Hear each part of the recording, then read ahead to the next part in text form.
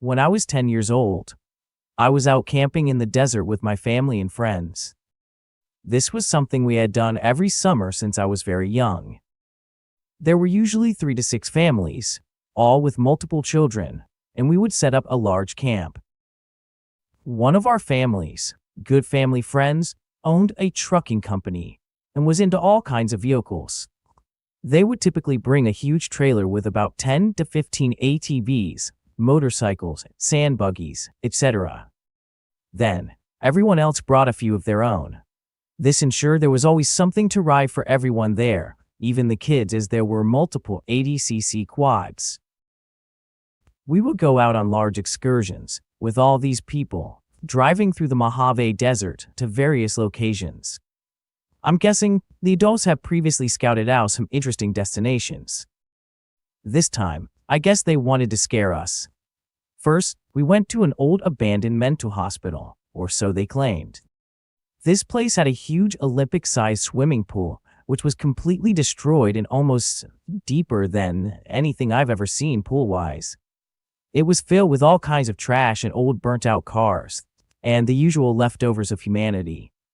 It was 3 stories inside, extremely large, and was completely empty. Some of the older kids were jumping through the halls, which were extremely old and brittle drywall, pretending to be the Kool-Aid man and such, breaking through walls. Shortly before we left, a couple of the younger girls, they were standing on the porch upstairs, and apparently it nearly collapsed while they were on it. I didn't see what happened. I just knew they were terrified, and a lot of parents were upset about it. Next, we went to an old abandoned shack. This is when things got weird. We started exploring the shack, which was like a 1-bedroom cabin, and it was obvious as someone was still living there. I can't recall exactly, but I think there were food scraps, water bottles, and clothing strewn about. This was extremely unnerving, because this place was completely decayed and on the verge of collapse. Suddenly there was a big commotion from the bedroom, and people were saying that we should take pictures and generally looked like they had seen something strange. Of course, we all headed into the bedroom. In the middle of the ceiling was a dead tropical parrot. There was a hole in the ceiling and his head was stuck through it, and it was just hanging there. At this point, I remember someone approached it, reached out towards it, and suddenly it started spasming, and everyone started screaming and freaking out. It twisted loose or something and took off through the window, which was just an opening in the rotted wood at this point, and flew away. That was the end of our excursion for that day.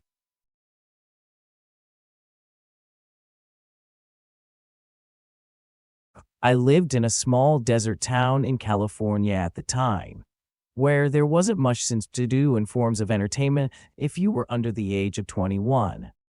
The main population of the town is either elderly or gay, so any teenagers that lived there were kind of ignored.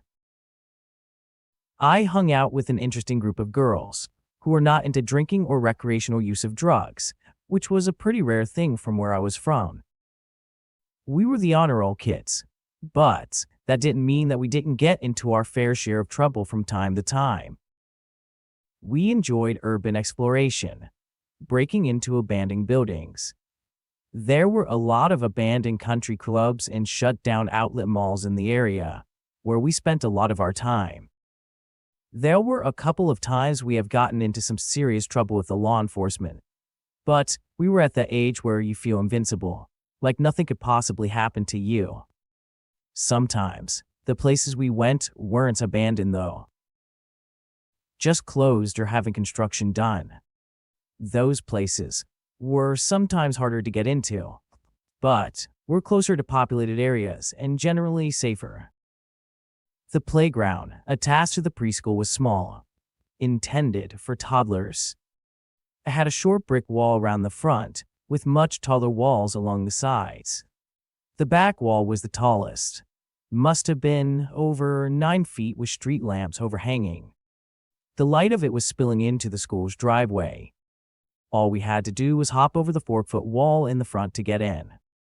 We had to be cautious that night because for some reason there were cars coming down the road, which I had previously mentioned people rarely used.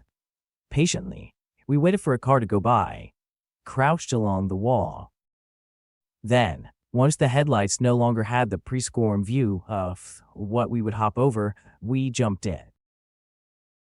I remember throwing the snacks over at one point, and when I threw the jug of Arizona iced tea, one of my friends failed to catch it and the lid popped off from the impact.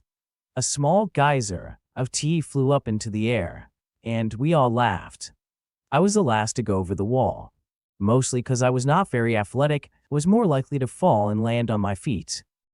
I waited for another car to pass before jumping over, so I wouldn't be seen. It was a red pickup truck. I remember distinctly. I didn't think too much of it, hopped over after it passed.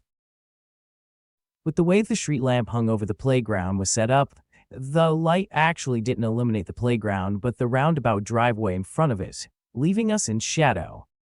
Which was perfect, as it meant that no one would even see us if they looked into the playground.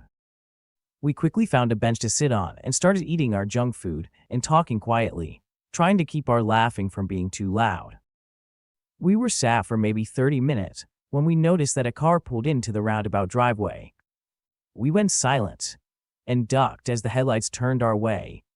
The car drove back onto the road and out of sight. We assumed that the person probably wanted to turn out without driving all the way to a stoplight and then left it at that. Another 5 minutes and it happened again. A car drove into the driveway. We assumed it would be for the same reason, and that they just wanted to turn around. But the car stopped. They idled for a good while, maybe 2 or 3 minutes. My friends and I got nervous. We didn't know what someone would be doing at a preschool in the middle of the night, besides us, obviously. I noticed absently that it was a red pickup truck. Finally, the person inside got out, leaving the car on. He walked straight up to the 4-foot wall and stared into what could have been, from his perspective, darkness. Above us, there was an overhang to provide shade for the bench that we were sat at, giving us an even greater cover of darkness, so we could not have seen our now crouched forms. The strange thing is that the way the light was, we couldn't see his face, but I could make out that he was an older white male, probably in his late 30s, with a shaved head. He was wearing a button-down shirt and slacks, but I could not see his face.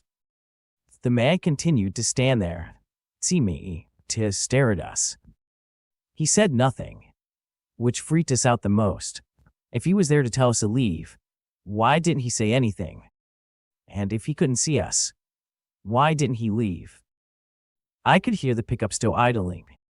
I wanted to escape, but he was standing there just like smack dab in the middle of the smaller wall, and there was no way to get out.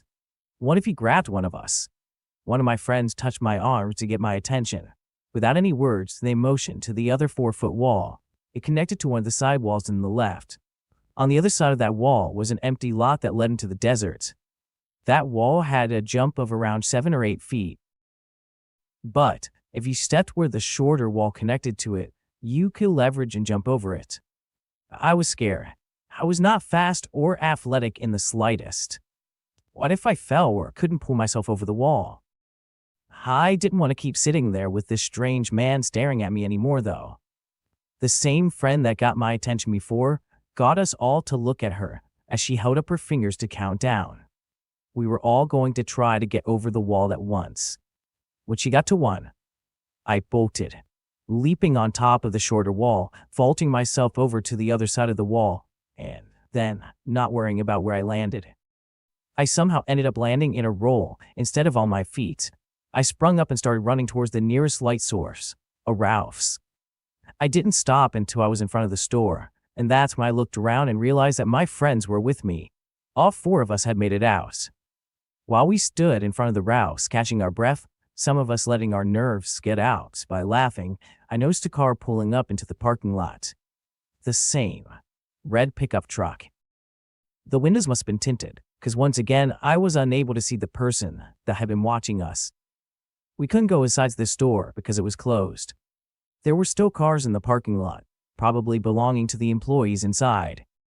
I don't know why we didn't call for help. Maybe we felt as though we would get in trouble for being where we shouldn't. The red pickup didn't stop, but instead, circled the parking lot several times. Each time the car passed us, I felt like he was going to get out and snatch one of us. Finally, after what felt like an eternity, he gave up and drove away. My old roommate moved to California this weekend, and some friends and I drove to help her move in and check out the new place. I left a lot later than everyone else, so I ended up driving alone. I live in Arizona, so the drive is only about 6 hours from where I live. When I was driving there, I didn't see anything strange, other than a lady walking her dog in nothing but a bra and panties when I was filling up gas at the station that was basically in the middle of a desert. No, I'm not really pertinent to the story, but I just thought it was strange. Anyway, I got to my friends at about midnight. Like I said, I left really late. I only stayed for a day and left the next night. Before I left, I told my friend I would take her back with me since she lives fairly close to me, so why not kill two birds in one stone? When we left, we took a different route than I came. When I was heading there, I took the Interstate 10. Coming back, I took the Interstate 8. If you aren't aware of the area, there are a few things you should know. Interstate 8 is basically on the border of Mexico, and driving from probably anywhere to Arizona, if you can imagine, it's all rock and desert terrain. It was 9 or 9:30, and I don't remember if I was in California or Arizona at the time, but I think it was Arizona. It probably doesn't really matter. Anyway, as we were driving down this road, we saw this really bright light that seemed to be at the top of a rock. These roads aren't so well lit, so it was really out of the ordinary to see this light in the middle of the desert. At first, we thought it was a light-up pole, but as we got closer and we got a better look at it, mind you, I was going at about 80 miles per hour, so I was going pretty fast. But when we got close enough to see it, I swear to God it was a man. This thing, whatever it was, had a head, arms, a body, and legs to it, and it was glowing, like its whole body was made of light.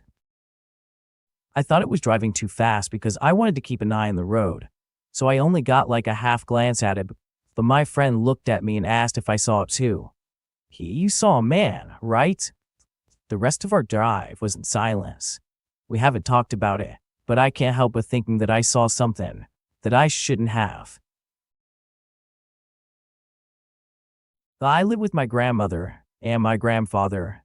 Not getting into why I do, just so you know. I live in a small town in the middle of a desert. I'm not saying what state or the name of the town for privacy. Well, here's how it all started. Me and my family were looking for a new house while going to see other parts of my family for Thanksgiving. We came across this little town in the middle of a desert, and it had a restaurant, so we stopped there and ate. We loved the town, so we started looking for houses. We came across many of them, but there was one that we loved. It had a sandy yard, trees surrounding the front of the house, a screened-in front porch, and a huge back deck. The place was beautiful. It had a for sale sign on the fence around the place, so we called the number on it and bought it. We'd never expected anything to happen at first. But then we found out the previous owners died. But not in the house, but they are dead. Then things started happening. The first thing occurred when my aunt was looking in the closet in the master bedroom and said she saw a shadow person standing in there. She freaked out and turned pale. The second incident happened to my grandfather. He was sleeping in the living room, and since we did not have any beds there, he looked down into the hallway and he saw a mist with the lady in a wheelchair in the mist. This is the third incident, and this one happened to me. It's the scariest one in my opinion. I was staying up late one night, playing games on my Xbox 360, and I got thirsty, so I decided I wanted to go get something to drink. So, I went to the kitchen, and my kitchen is connected to my living room, so you can see through the kitchen into the living room. But when I got to the kitchen, it was not what I expected. I saw a lady coming from the living room into the kitchen walking towards me. I bolted back to my room and slammed the door shut. Later, I came back and found all of the cupboards open and a chair from the kitchen on a lounge chair in the living room upside down with a pillow on top of it. It had one of my pictures and a few of the covers in the chair It was just so weird. I just can't explain it. And to this day, I'm still at a loss for words. This is one of the most recent occurrences, and it's one of the biggest occurrences. I was trying to find something in the closet in the master bedroom where my aunt saw the shadow person, and the door shut by itself. And something grabbed my leg and pulled me back into the closet. I just don't know how to explain these events. They're some of the scariest things I've ever experienced.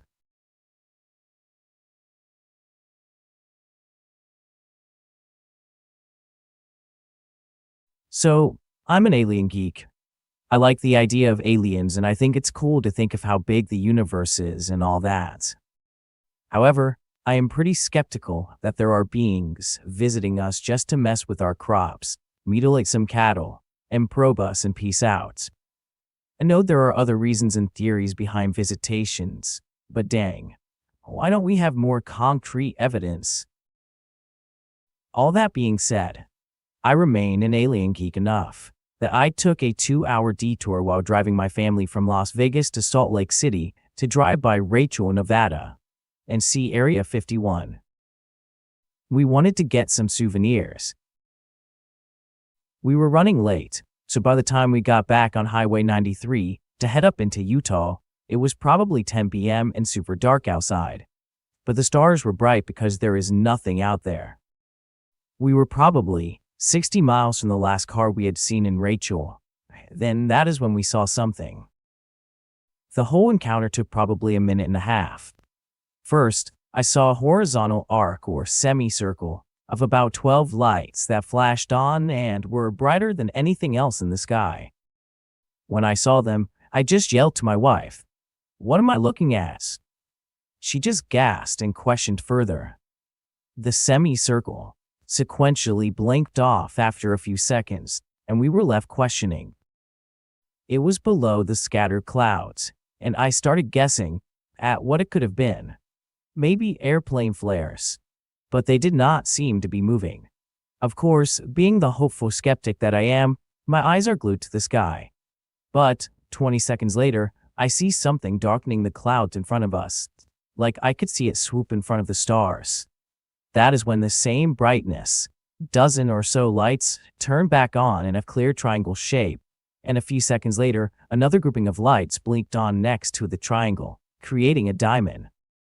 The diamond shape was not connected to the triangle, and it seemed to be static since it was shining through a light cloud. Mind you, these second lights were clearly surrounded by a cloud, but they were not dimmed at all by the cloud. But both shapes were perfectly symmetrical, seemingly facing us, the only people within 50 miles. These lights tracked us for about 15 seconds, and I yelled to my wife to grab the phone for a camera. Almost the instant she brings up the camera, the lights goes out. We see another flash far above the clouds a few seconds later, but they are gone.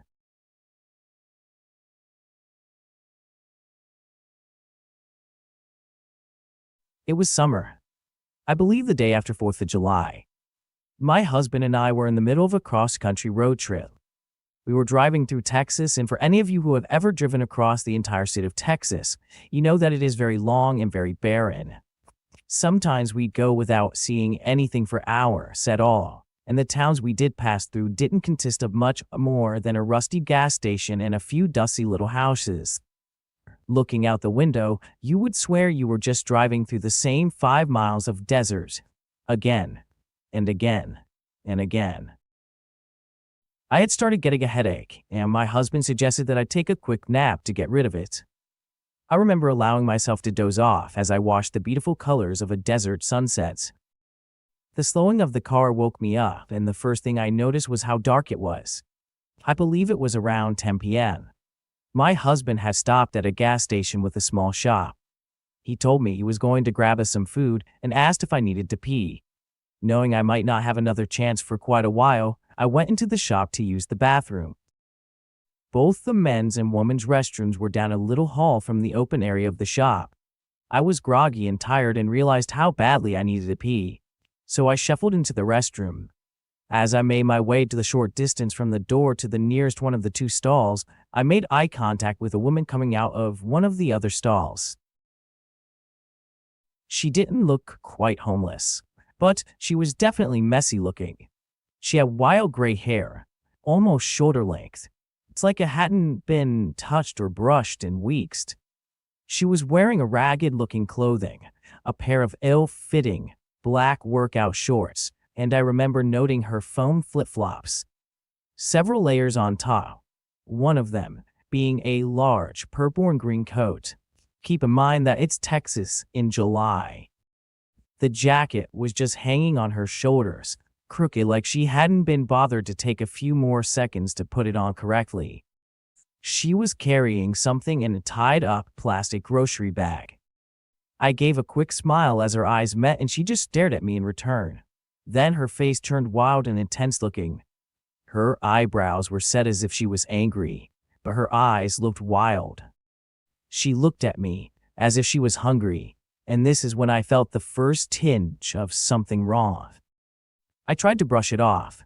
She waddled over to the only sink, and I took my time shutting the stall door because something about her posture in front of the mirror struck me as odd, and I was trying to figure it out. She was standing with her body more angled toward me, but her face was turned to the mirror. Her body was tensed, legs slightly crouched as if she was ready to act. Her hands were not up by her face for trying to fix her mess of a hair or even being washed. They were at her sides, also slightly bent. I wasn't sure why, but I suddenly felt uncomfortable. I regretted leaving my purse and cell phone behind. I shut and locked the stall door and took my time using the toilet. I wanted her gone before I left the safety of the stall. I stayed there long after I had finished, but the woman was still there, so I waited longer. Finally, I heard the smacking of her flip-flops as she made her way to the door. I heard it open and then slam closed. The door was pretty heavy and had slammed the same way when I had entered. I stayed for a moment and allowed the wave of relief to wash over me before I reached for the lock, then paused. My fingers only an inch from the lock. I stayed as silent as I could, as I managed to confirm that what I had just heard. Yes, breathing. The woman had only pretended to leave. At this point, I was scared and confused. Why had she tried to trick me into thinking she had left, only to stick around and be as quiet as possible? I knew something was very wrong, so I stayed in the stall even longer, and this time, it must have been at least 20 minutes, but I had no way of knowing for sure. I could not tell from the direction of her breathing where she was. I couldn't see her feet or anything, so I just had no idea. Finally, I heard her leave. This time I waited a few minutes to make sure she hadn't tried her trick again. I slipped out of the stall, quickly washed my hands and rushed down the hallway to the store.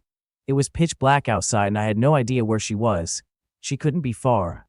A large man was checking out at the register, so I waited near a window display until he left the store and quietly slipped out the door behind him. Sure enough, crouched outside the front door is the woman. She seemed surprised as she stood and turned away, walking quickly around the side of the store. My husband was waiting in the car and asked me if I was okay since I had taken so much longer than usual. And I said that I would tell him about it once we were away from that store.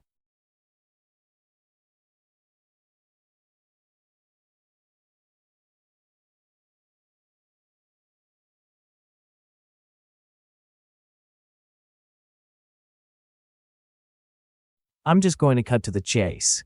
My mother was arrested for drug possession one summer evening this year.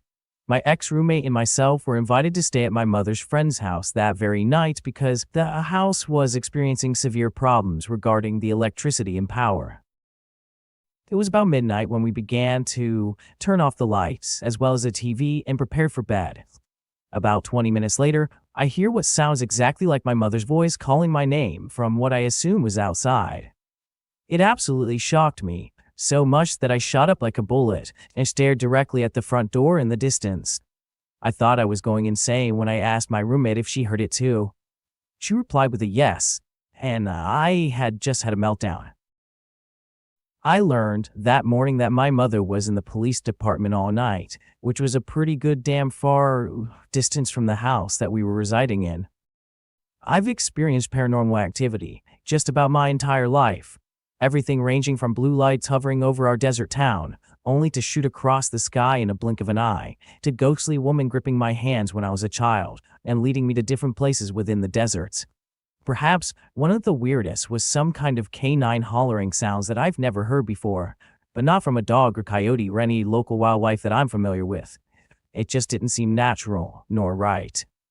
I always try my best to remain skeptical about supernatural or the paranormal, but goddamn, that voice mimicking my mom was absolutely wild.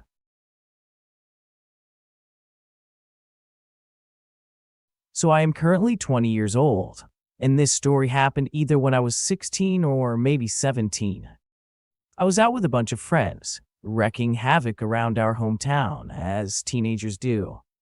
And about 9 or 10 p.m., after the sun had set, we spontaneously decided that we wanted to go camping. We live in Arizona, east of Phoenix, and in our area, there was a lot of open desert where people often threw parties or camped or shot guns at random garbage for fun. If you look up the Superstitious Mountains, you can get an idea of where we were. We went to our usual spot and got a fire going, and just hung out for a little bit. We didn't have any drugs or alcohol. In total, there were 6 of us. I believe myself and 4 other guys and 1 girl. After a bit, 4 of us went to take a walk, while 2 of the guys stayed behind and kept the fire going and under control. We didn't have any flashlights or anything to light our way as we walked down trail into the dark desert. However, it was a mostly full moon of cloudless nights, and we pretty much could see everything around us, within 50 feet probably. Typically, we didn't go far from the campsite, because it was nighttime and it's a very sketchy place in the desert at night. But with 4 of us, we knew we'd be all right. After we were out of visible distance of our campsite, mostly due to lots of tiny hills more so than distance, we were all just talking and laughing when we noticed this weird glowing figure. It is very hard to describe accurately, but I would say that the figure was about 4 feet tall. We were maybe about 25 feet from it. It appeared to glow a whitish-greenish color and stayed entirely still. One of my friends said it looked like a boy with a large glow, making him very blurred and difficult to see. But I personally saw a blur of light. Also, my friend didn't mention this detail until the next day, so it could be made up, who knows. I don't know which one of us spotted it first, but it was all too obvious that we all saw it. It just gave us this urge to run. I instantly thought about horror movies where people get split up and are even more vulnerable, and quietly, calmly told my friends that we should not run, and we should just try to be as calm as we can. Because if this were any kind of animal, like a mountain lion, bobcat, coyote, or whatever, he could get startled and attack. There were also some free-range cattle out there, so we didn't need to anger any bulls, though it was definitely not a bull. We all slowly walked back towards the campsite, with myself and one of my guys watching to make sure nothing followed us. But this figure was quickly hidden by a small hill after we walked maybe 30 seconds. At this point, my rationality kicked in and I decided that we must have just been seeing things. My logic was there are lots of old street signs and random crap in the desert, so maybe the moon reflected off a sign and we overreacted. My friends agreed, and we cautiously walked back over to the hill, towards where we saw the figure. It wasn't until we had walked past where the figure was standing that we realized it was gone. At this point, we were pretty freaked out, so we went back to the fire quickly and carefully. At the campsite, the other 2 guys thought we were pranking them, but when we started hearing this squealing, chirping noise, almost like a bird and much more distorted and creepy sounding, it sounded like it was approaching us. By this point, our nerves got the best of us. We dumped a ton of water on the fire, packed the truck, and got out of there. We searched 2 or 3 more times for the figure in the glowing week, both during the day and at night, but we never saw anything similar to it again.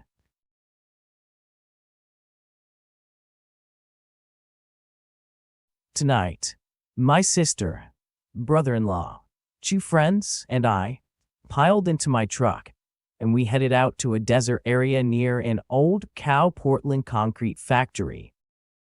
About a half hour into drifting, kicking up dust and messing around. Everyone gets the chills, and my anxiety starts to flare up a bit. We brush it off as the temperature difference and keep going.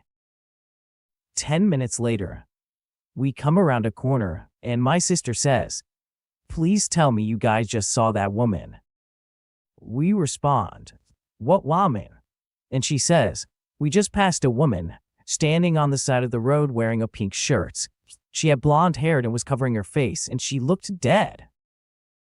I also thought she was messing with me.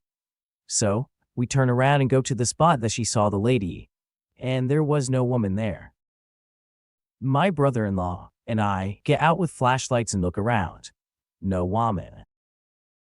I tell my sister she's seeing things, and she insists that she saw this woman. So, I decided to check my dash cam footage. Sure as shit, there was a woman. She was crossing the road. It looks like, and then she just vanishes into thin air. My camera isn't the best quality and it was extremely dark, but it's very clear what she saw. My brother-in-law and I canvassed a 2-mile square radius on foot with flashlights calling out to this woman because we legitimately thought there was someone lost out in this desert. The entire time we kept feeling and hearing things all around us.